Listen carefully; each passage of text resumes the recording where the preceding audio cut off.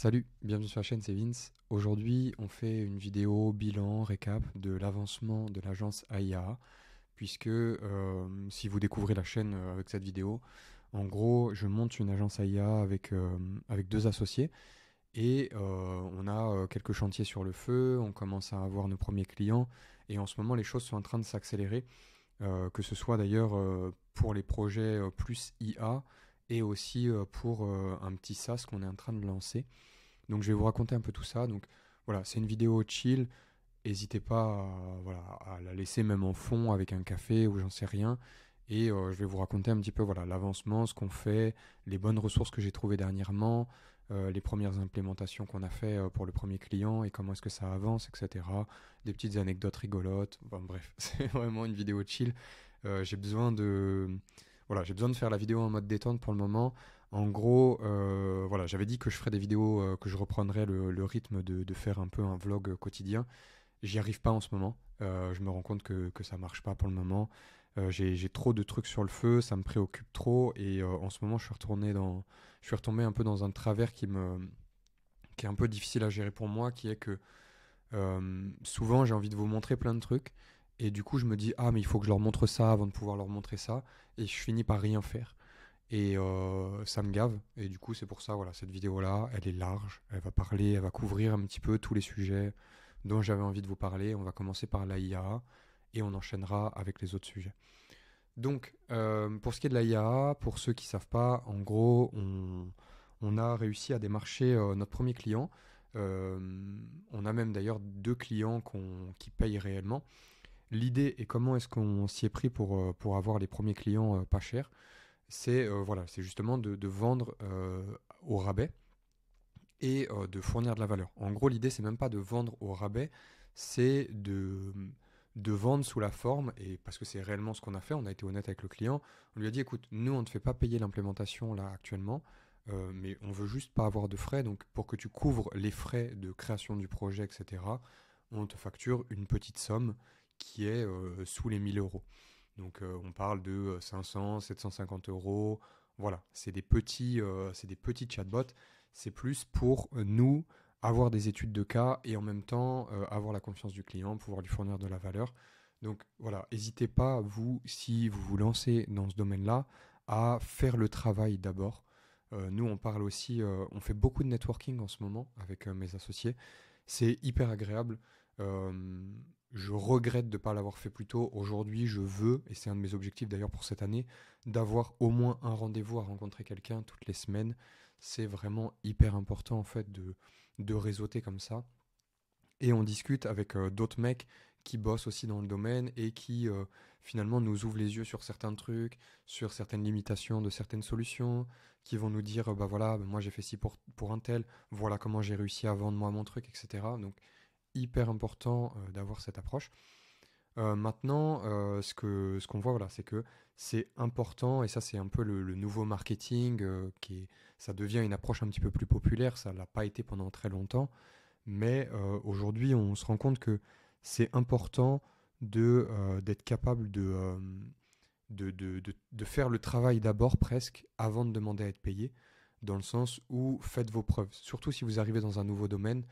Nous, on discute avec un dev, ce qu'il fait, c'est clairement, genre, il fait un premier chatbot avec le site de la personne et il le renvoie et il discute à partir de là une fois que les gens sont impressionnés. Je pense que si vous êtes du coup français et que vous regardez cette vidéo et que vous êtes en train de faire vos tests dans le domaine, le marché, vous êtes en avance actuellement probablement sur le marché. Nous, c'est ce qu'on se dit. On se posait la question, on se demandait s'il n'y avait pas de marché ou si on était en avance parce que les gens sont intéressés en vérité, mais ils n'ont pas encore de point de référence. Ça veut dire qu'aujourd'hui, quand vous leur parlez de chatbot, etc., et d'automatisation, avec l'IA en particulier, la plupart des gens, ils n'ont pas de point de référence, ils savent pas vraiment ce que vous faites, etc. Et c'est pas concret pour eux. Et du coup, c'est très très dur pour eux de vous faire confiance. Donc, si vous arrivez à orienter la discussion plutôt autour de, écoutez, nous, ce qu'on peut faire, c'est on vous fait une proposition de valeur, on vous propose, voilà, on vous propose on vous propose de mettre en place tel truc, etc., pour pas cher, ou alors juste vous venez directement au premier rendez-vous avec un premier design d'un chatbot qui est incomplet, peu importe, mais où vous avez fait le travail et où vous allez pouvoir leur montrer une démo qui puisse se projeter avec vous sur les solutions que vous êtes capable de mettre en place pour eux.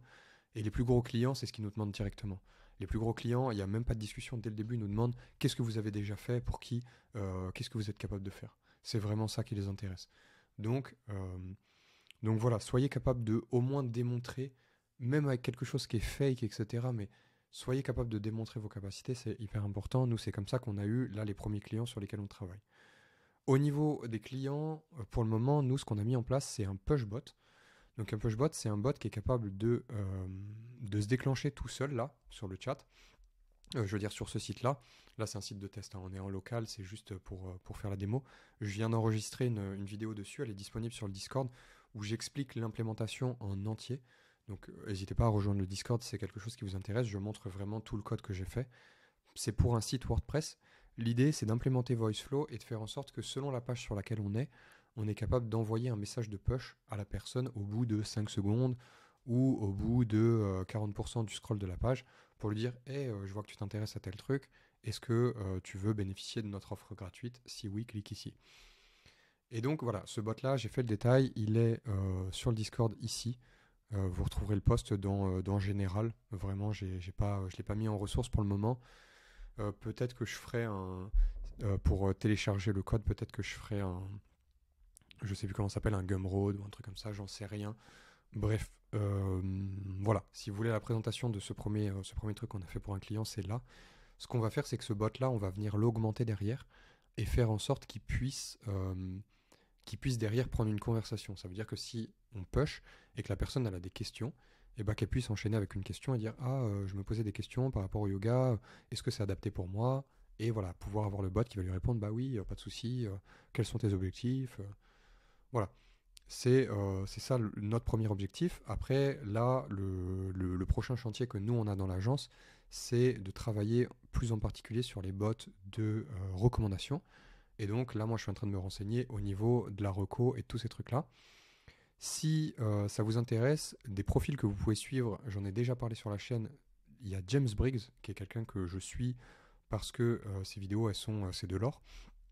Donc lui, il parle des trucs un peu plus avancés avec du dev, mais souvent c'est des concepts assez pointus qui permettent de faire des implémentations beaucoup plus complexes.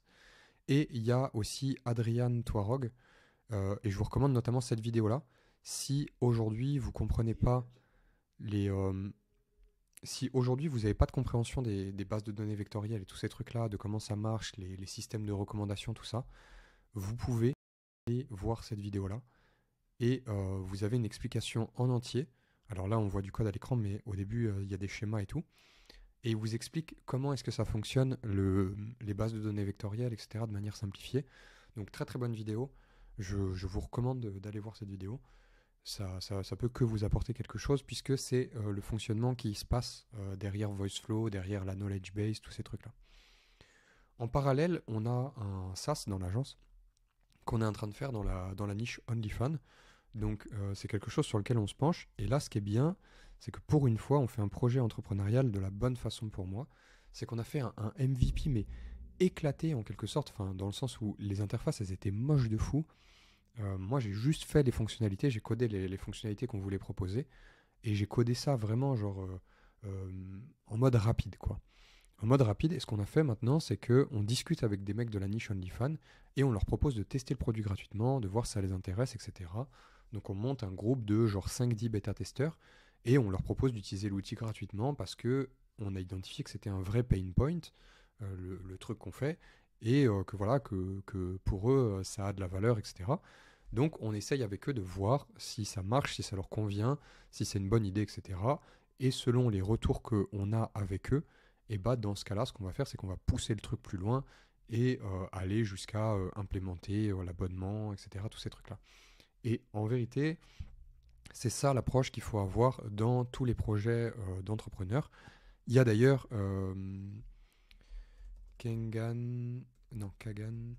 Noah Kagan.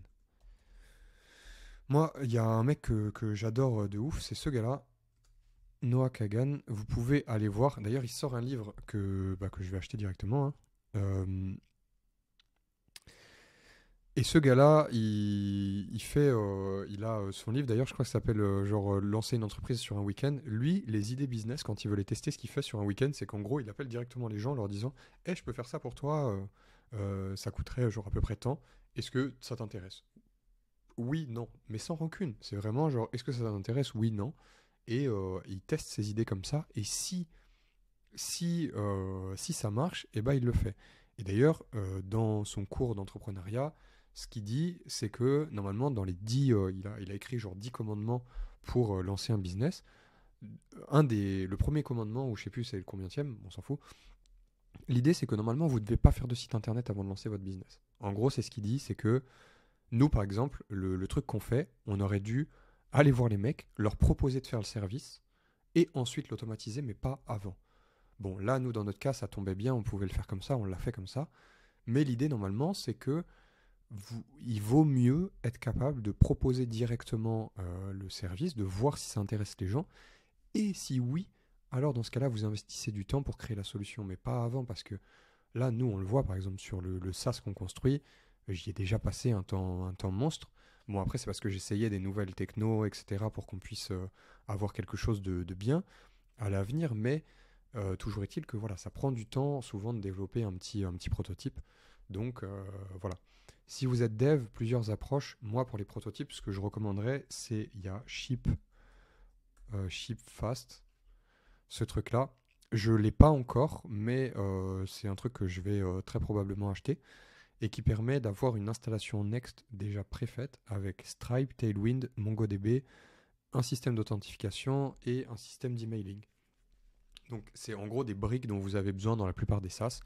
Et du coup, bah, ça vous permet d'avoir tout un setup qui est fait et vous n'avez plus que la logique métier à aller coder rapidement pour tester de lancer votre idée. Moi, ce que je fais, c'est que j'essaye de faire un petit peu la même chose avec une autre stack technique qui s'appelle Adonis.js que je suis en train d'apprendre. Et c'est un framework un petit peu comme Laravel. Bref, je ne vais pas aller dans le détail, mais ça vous permet d'avoir directement l'authentification, la validation des datas, la connexion à la base de données avec un ORM, tous ces trucs-là. Vous y avez accès. On est en version 5 actuellement pendant cette vidéo. La version 6 sort à la fin du mois et elle apporte beaucoup, beaucoup, beaucoup de nouveaux trucs et trop, trop bien. Enfin, j'ai trop, trop hâte en vrai de bosser avec la version 6. Et ce que j'ai fait moi, c'est que j'ai appris à connecter. Alors, si ça vous intéresse, n'hésitez pas à mettre dans les commentaires, j'en parlerai sur la chaîne si ça vous intéresse.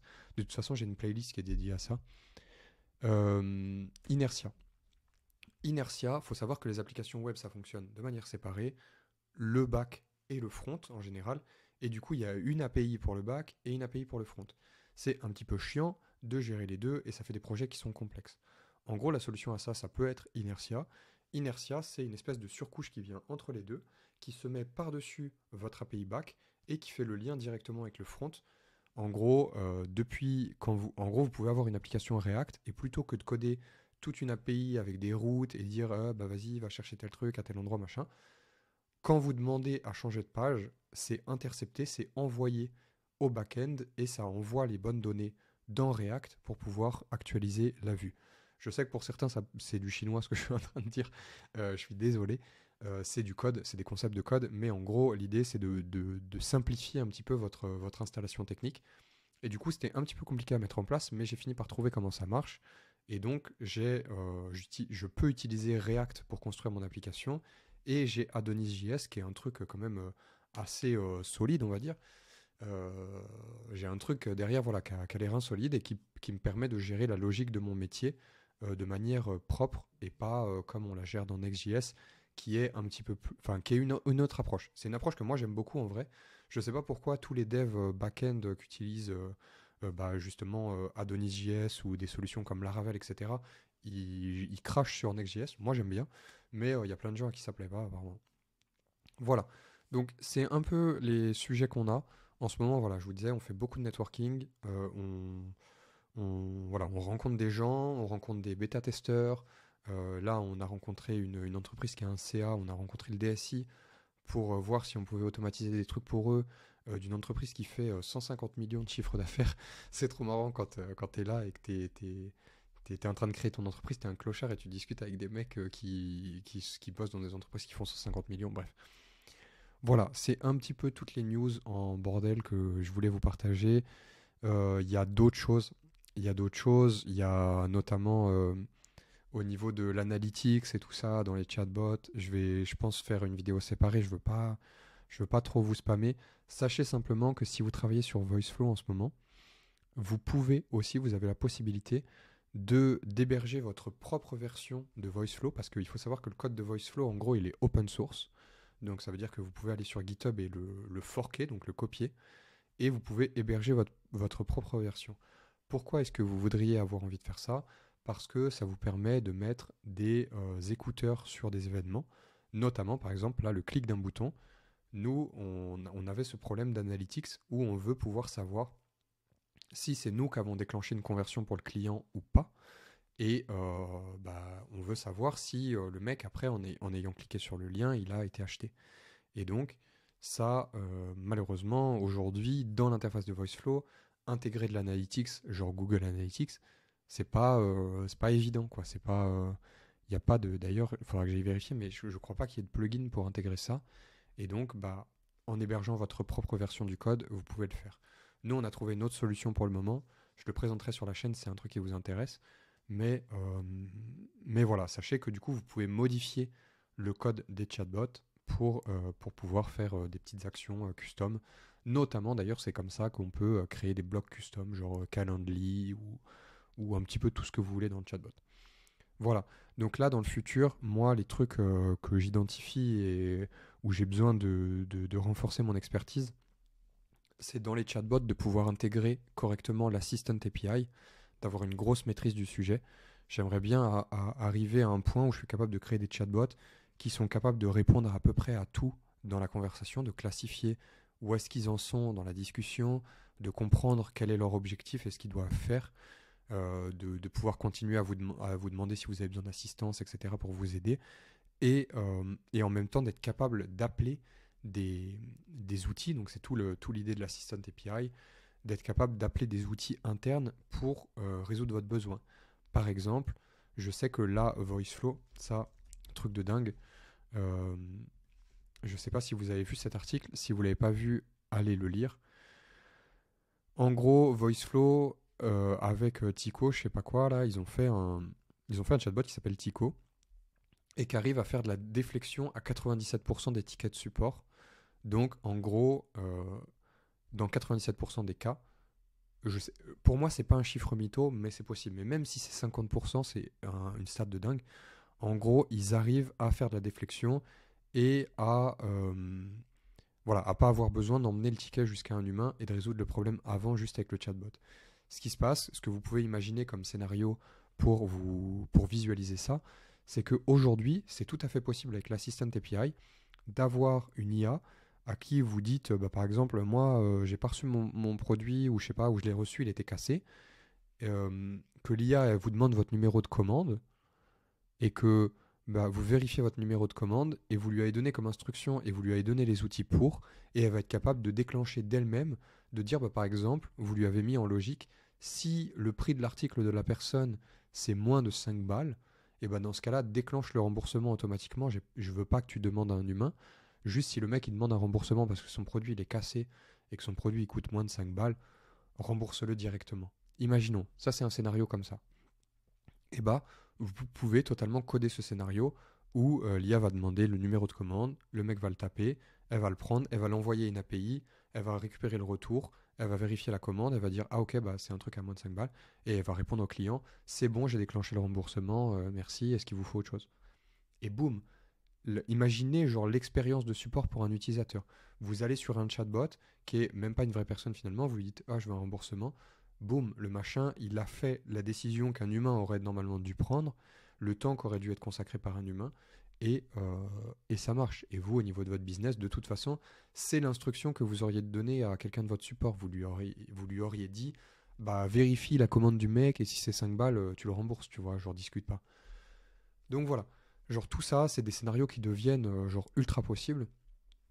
Et d'ailleurs, le gros client dont je vous parlais un peu avant, potentiellement, ça serait pour faire un truc très très custom, un peu dans le genre.